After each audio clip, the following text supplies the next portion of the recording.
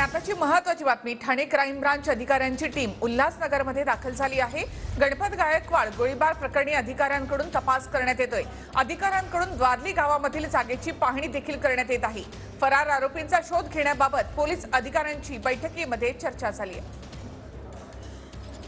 आमदार गणपत गायकवाड गोळीबार प्रकरणात एकीकडे राजकारण मोठ्या प्रमाणात तापलं असून कायदा सुव्यवस्थेला घेऊन मोठ्या प्रमाणामध्ये विरोधकांकडून सत्ताधारी व पोलीस अधिकाऱ्यांवरती टीका केली जाते, तर दुसरीकडे आता क्राईम ब्रांच पोलीस ॲक्शन मोडवरती आली असून आज सकाळपासूनच कल्याण उल्हासनगर परिसरात विविध ठिकाणी क्राईम ब्रांच पाहणी करत याचा तपास सुरू केलेला आहे। तर आपण पाहायला गेलं तर आज थोड्या वेळापूर्वी या हिल्लन पोलिसांमध्ये क्राईम ब्रांचच्या 4 टीम दाखल झालेल्या आहेत। एकंदरीत पाहायला गेलं तर अप्पर पोलीस आयुक्त पंजाबराव उगले यांच्या नेतृत्वाखाली उल्हासनगर असेल, त्याचबरोबर कल्याण असेल व ठाणे असेल, या तिन्ही युनिटचे क्राईम ब्रांचचे अधिकारी जे आहेत या ठिकाणी